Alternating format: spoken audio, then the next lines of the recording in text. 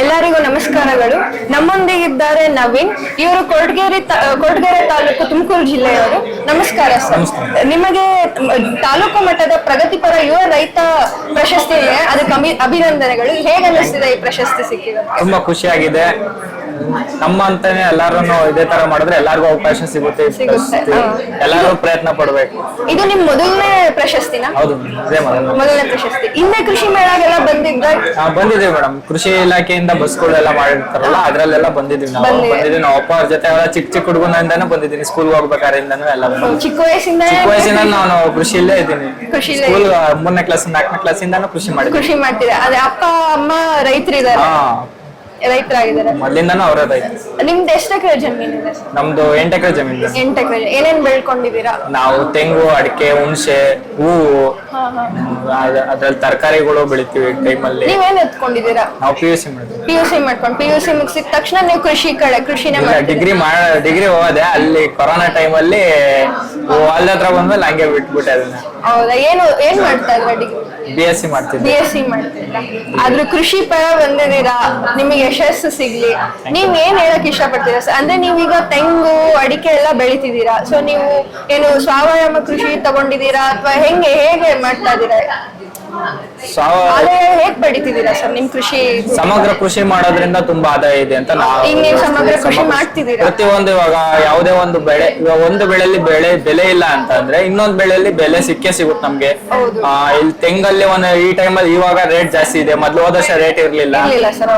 ಈ ವರ್ಷ ನಮಗೆ ತುಂಬಾ ಆದಾಯ ಇದೆ ಇದ್ರಲ್ಲಿ. ಒಂದೊಂದ್ ಟೈಮಲ್ಲಿ ಹೂವ ಹೊರಟೋಗ್ಬಿಡುತ್ತೆ ರೇಟು, ಅವಾಗ ಬೇರೆ ಇದರಿಂದ ಬರುತ್ತೆ. ಪ್ರತಿಯೊಂದು ಹಸುವಿಂದ ಬರುತ್ತೆ. ನೀವು ಹಸು, ಮೇಕೆ, ತಿರ್ಗಾ ಹುಣಸೆ ಹಣ್ಣು. ಇವಾಗ ಬೇಸಿಗೆಯಲ್ಲಿ ನಾವು ಎಲ್ಲಾ ಬೆಳೆನೂ ಮಾಡಕ್ ಆಗಲ್ಲ. ಅವಾಗ ಸುಲಭನಲ್ಲಿ ಅಂದ್ರೆ ಹುಣಸೆಯಲ್ಲಿ ದುಡ್ಡು ಮಾಡ್ಬೋದು. ಮರ ಎಲ್ಲ ಬಂದಿದೆ, ಬೆಳೆ ಬಂದಿದ್ದೇವೆ, ನಾವೇ ಮಾಡ್ತೀವಿ. ಮನೆಯವರೇ ಮಾಡೋದ್ರಿಂದ ನಮಗೆ ಸ್ವಲ್ಪ ಆದಾಯ ಜಾಸ್ತಿ ಇದೆ. ಟೆಕ್ನಾಲಜಿನೂ ಯೂಸ್ ಮಾಡ್ಬೇಕು ರೈತರು.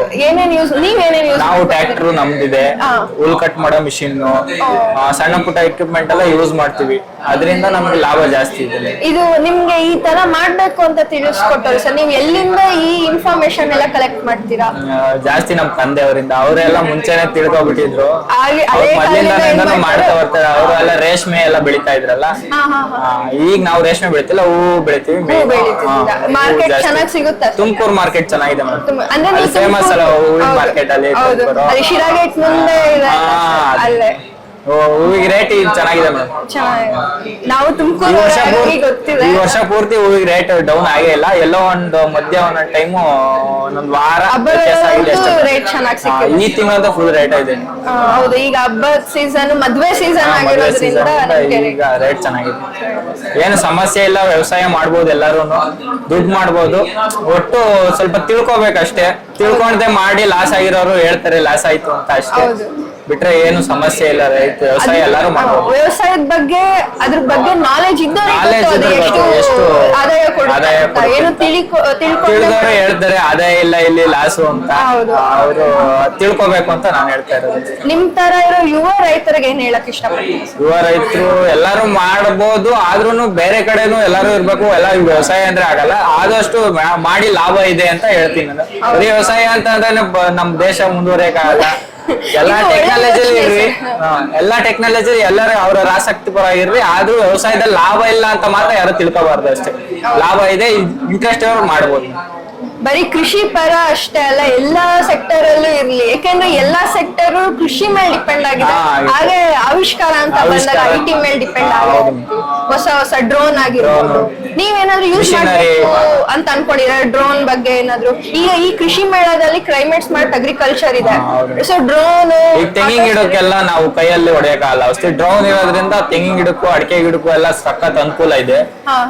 ಅವೆಲ್ಲ ಬರೋದು ಅನುಕೂಲ. ಅದೇ ಸ್ವಲ್ಪ ಕಾಸ್ಟ್ ಜಾಸ್ತಿ ಆಗುತ್ತೆ. ಅದಕ್ಕೆ ಸರ್ಕಾರ ಏನಾನ ನಾವ್ ಪರಿಹಾರ ಕೊಡ್ಬೇಕು. ಇದೊಂಥರ ಹೆಂಗೆ ಅಂದ್ರೆ ಎಲ್ಲಾರ್ಗು ಒಂದು ಮಿಷಿನ್ ತರ ಮಾಡಿ ಬಾಡಿಗೆ ತರ ಕೊಟ್ರೆ ನಮಗೆ ಲಾಭ ಇದೆ. ಇದ್ರ ಬಗ್ಗೆ ಇದೆ ಸರ್, ಅಂದ್ರೆ ಡ್ರೋನ್ ಈ ತರ ರೆಂಟಲ್ ಕೊಡೋದು, ಆ ತರ ಇದೆ. ಅದು ಎಲ್ಲರಿಗೂ ತಲುಪಿಸ್ಬೇಕು ನಮ್ಮ ಸರ್ಕಾರ. ಹೌದು ಸರ್. ನಾವೇ ಒಬ್ಬ ರೈತ ತಗೊಂಡು ಮಾಡಕ್ ಆಗಲ್ಲ, ಹೌದು ಸರ್. ಅವ್ರು ಮಾಡಕ್ಕಾಗಲ್ಲ. ಇನ್ನು ಟ್ರ್ಯಾಕ್ಟರ್ ಎಲ್ಲ ಉಪಯೋಗಿಸುತ್ತೆ, ನಾವು ತಗೋಬಹುದು. ಯಾರೋ ಒಬ್ಬ ರೈತ ಮಾಡಕ್ ಶುರು ಮಾಡಿದ್ರೆ ಎಲ್ರು ಮಾಡಕ್ ಶುರು ಮಾಡ್ತಾರೆ. ಇನ್ನೇನಾದ್ರು ಹೇಳಕ್ ಇಷ್ಟಪಡ್ತೀರಾ? ನಿಮ್ದು ಇದು ಮೊದಲನೇ ಪ್ರಶಸ್ತಿನ ಸರ್? ಹೌದು. ಇದೇ ರೀತಿ ನಿಮ್ಗೆ ಮುಂದೆ ಬರೋ ಕೃಷಿ ಮೇಳದಲ್ಲಿ ಎಲ್ಲಾದ್ರೂ ಪ್ರಶಸ್ತಿ ಸಿಗ್ಲಿ ಅಂತ ಆಶಯಿಸ್ತಾ ಈ ಪ್ರಶಸ್ತಿಗೆ ಅಭಿನಂದನೆಗಳು. ನೀವು ನಮ್ ಜೊತೆ ಸ್ಪೆಂಡ್ ಮಾಡಿ ಎಲ್ಲರಿಗೂ ಕೃಷಿ ಪರನೂ ಇರಿ, ಹಾಗೇನು ಬೇರೆ ಕಡೆನೂ ಇರಿ ಅಂತ ಹೇಳಿ ನಮ್ಗೆ ಎಲ್ಲರಿಗೂ ಪ್ರೋತ್ಸಾಹ ನೀಡಿದ್ದಕ್ಕೆ ತುಂಬಾ ಧನ್ಯವಾದಗಳು. Thank you. Thank you.